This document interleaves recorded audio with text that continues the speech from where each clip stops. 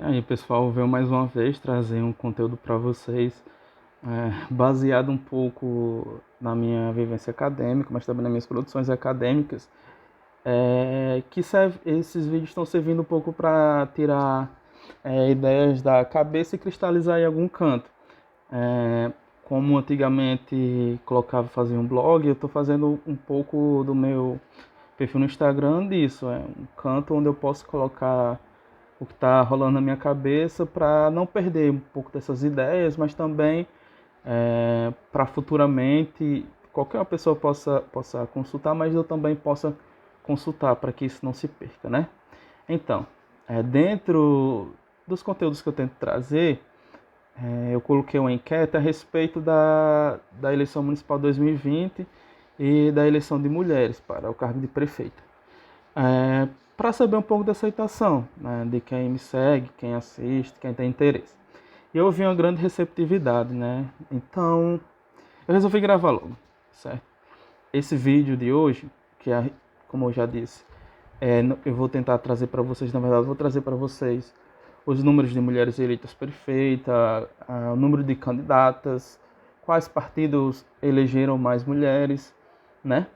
E esse vídeo, esse conteúdo, até serve de atualização de um artigo que, em conjunto com a professora Cintia Brasileiro e Terezinha Cabral, as duas do DCSP UERN, onde eu fiz minha graduação, nós, em conjunto, desenvolvemos um artigo.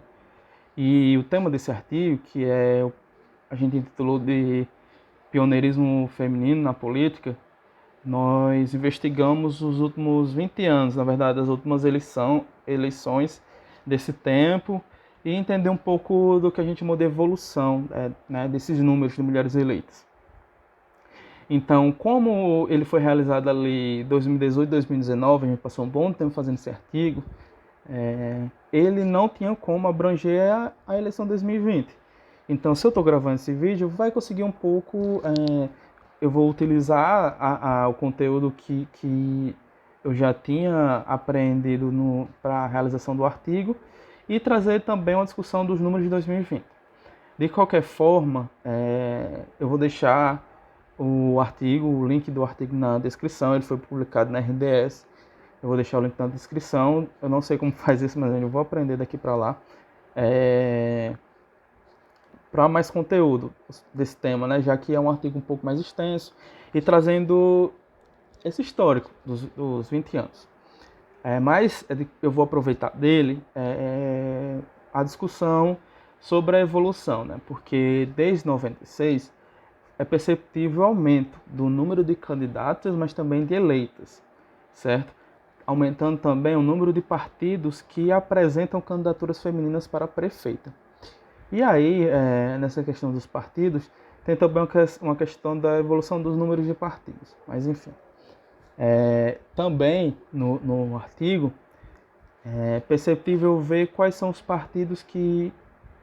Eu acho que eu falei artigo ou partido, enfim. Mas no artigo é perceptível ver quais partidos apresentaram mais candidaturas, né? Quais partidos mais evoluíram nesses números e tudo mais. E nessa questão do desempenho, né, dos partidos, foi possível perceber que quando um partido chega ao governo do estado, ou seja, se elege governador, esse partido X apresenta uma crescente no número de candidatas e também de eleitas, certo? Então, digamos assim, ao longo dos 20 anos, quando um governador do partido X se elege, esse partido X consegue eleger mais prefeitos. Aí é um dado um pouco do governismo. E isso se reflete, isso tem um espelho no número de candidatas femininas e mulheres eleitas, certo?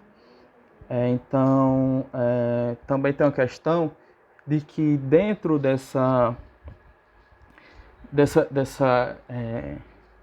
desses 20 anos, duas governadoras elas se elegeram. E também a gente levantou um pouco da tese de que por ser mulher, né, ela pode criar um recrutamento de mulheres para o partido e para a candidatura a prefeita.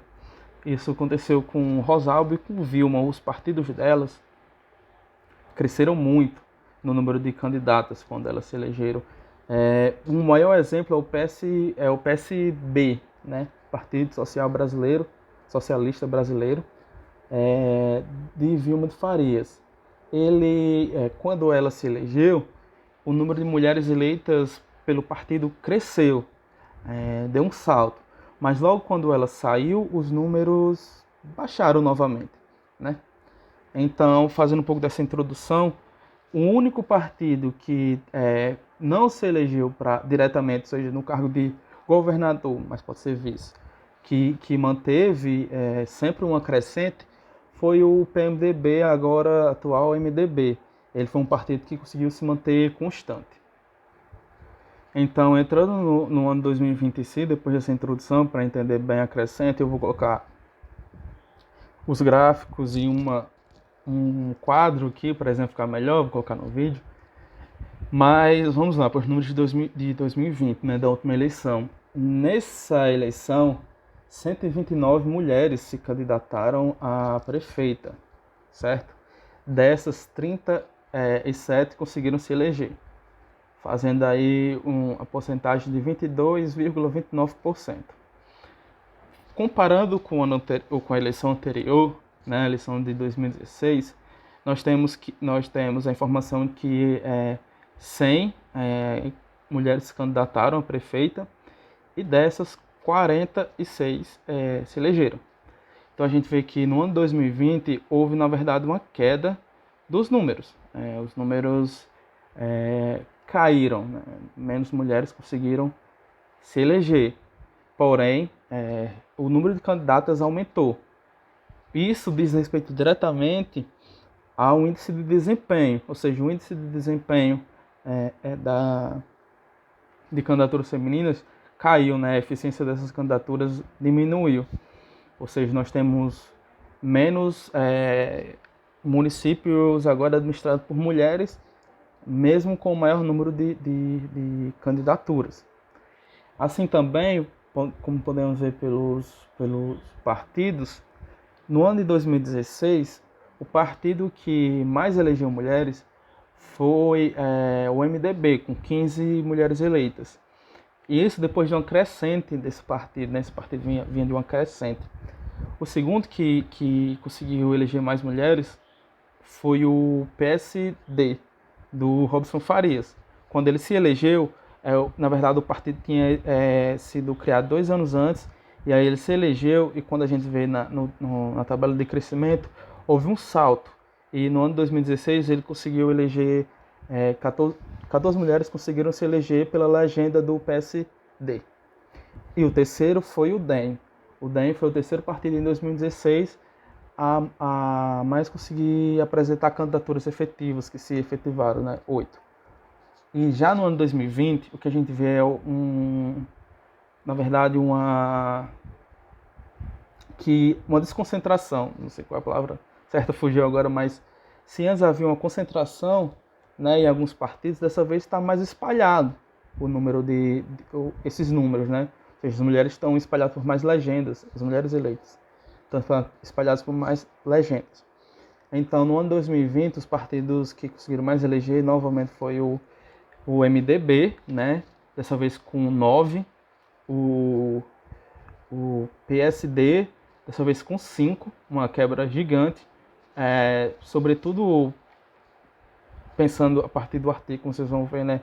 Nessa questão também que quando o governador sai, muitos saem também, né? Sai, ou seja, saiu do mandato, e aí algumas pessoas saem do partido. E o DEM foi o terceiro partido a conseguir mais, que foram 3, né? Na verdade, um disclaimer aqui, eu não sei se ele foi não é que ele tenha sido o terceiro maior, mas sim que eu trago ele por ele ter sido o terceiro maior. Nesse disclaimer aí sobre o terceiro maior, é importante dizer que foi o Republicanos com 4. Só que o que eu estava tentando explicar, não consegui, é que o DEM tinha sido o terceiro em 2016, e eu tinha trazido ele por ele ter sido para mostrar essa queda. E na verdade ele ficou em quarto, empatado com outro partido que elegeu 3. E aí, dentro dessa hipótese defendida no artigo, né, a partir do nosso embasamento teórico, de que o partido do governador, da governadora, consegue ter um bom resultado nas prefeituras, ele é um pouco que refutado com a entrada do PT no governo. O PT, quando entra, ele não consegue efetivar candidaturas, não consegue eleger prefeitos, e também não apresenta, mesmo sendo Fátima a governadora, isso não reflete no número de mulheres eleitas pelo partido, sendo só uma no estado todo. Então, na verdade, isso no próprio artigo ele já é um pouco previsto, porque nós fazemos uma discussão sobre que o perfil, né?